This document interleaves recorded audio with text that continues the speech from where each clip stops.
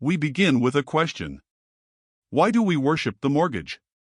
Why is it that the word homeowner evokes pride, status, even superiority, while tenant or social housing resident implies failure?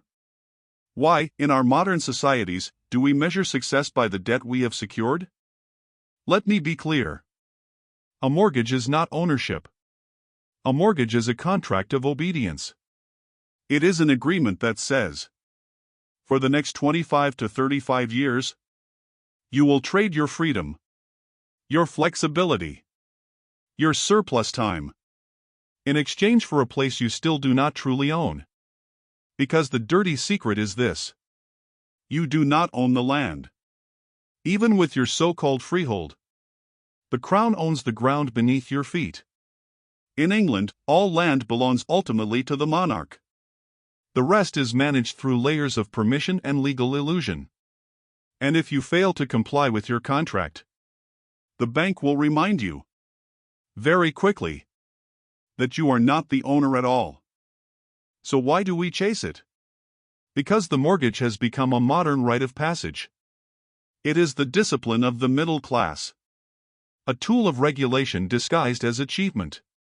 It tells us who is responsible, who is trustworthy, who deserves credit, literally and figuratively. To be mortgage approved is to be morally approved.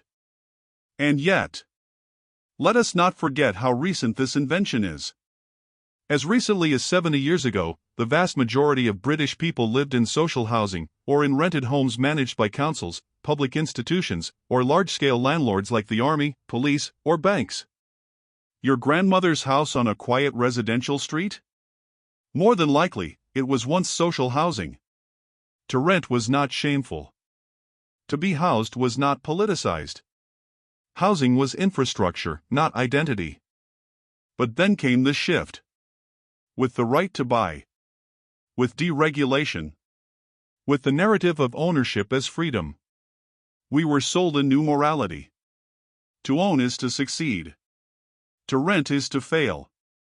To borrow large sums with interest is to become a citizen of standing. But look closely. You are repaying 3 times the value of the property. You are tethered to a system that demands 30 years of labor. You are told this is independence, but what is independent about debt? Worse still, this system offers no guarantee of legacy. Inheritance tax, the cost of care homes, reverse mortgages, inflation can quickly dissolve the asset you spent your life acquiring. So again, what are we buying? Even the word is telling. Mortgage, from the old French mort gage, literally means death pledge. A contract that binds you until death, or until your ability to comply collapses. You are not buying a home. You are buying discipline. And this is not universal. In many countries, including across Europe, across Africa, Latin America, parts of Asia, mortgages are rare. Land is often passed through family, community, or informal systems. Ownership is linked to use, not to credit score. Status is linked to contribution, not to debt held. But in the West, we do not question the system, because we are too busy trying to win inside of it. We do not own the land. We do not own the structure. In many cases, we do not even own the narrative. We have simply learned to wear our chains like medals and call it security. If the price of ownership is lifelong debt, can we truly say we own anything? Or have we merely been taught to finance our obedience? Let us ask an uncomfortable question. Why is housing stratified? Why is shelter one of the most basic human needs? Divided, labeled, and moralist? Why do we speak of the social housing with suspicion? And home ownership with reverence? Is housing not as fundamental as freedom of speech? Or freedom of movement? Or access to clean water? Why, then, is it treated like a privilege, granted only to those who pass the test of capital?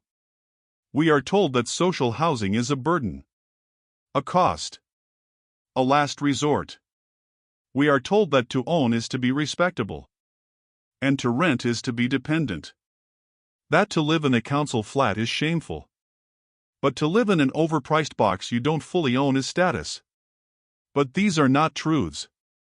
These are narratives, crafted through decades of policy, media, and moral engineering. Housing was not always a market. Not always a competition. Not always a class marker.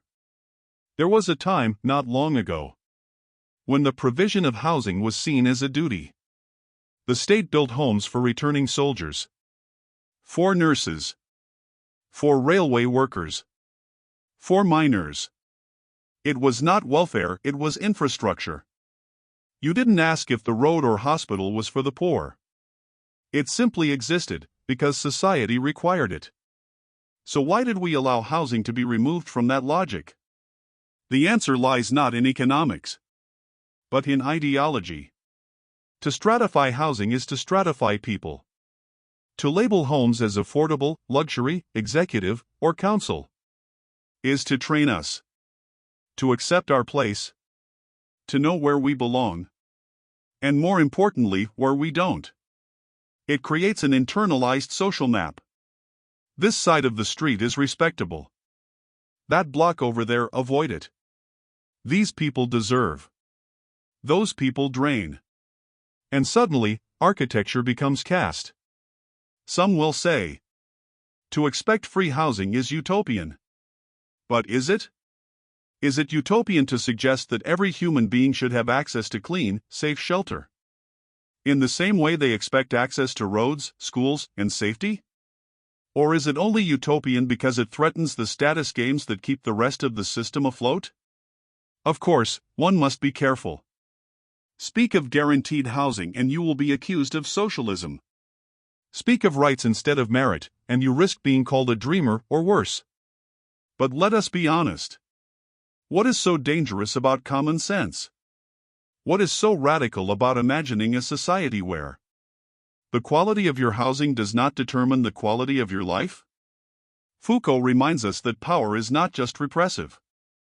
It is productive. It produces our categories, our aspirations, our sense of shame. We don't just live in houses. We live in narratives of worth. And those narratives dictate how we view ourselves and how we view each other. To question the mortgage is to question the morality of debt. To question stratified housing is to question how we distribute dignity. And if dignity is reserved only for those with deeds and equity, what kind of society have we built? We speak often of freedom, of rights, of liberty. But we rarely include shelter in those conversations. Why? Because to universalize housing is to collapse the myth of superiority. And perhaps that is the real threat. Not to the economy, but to the ego. If housing is a human right, why do we allow it to be used as a measuring stick for human worth?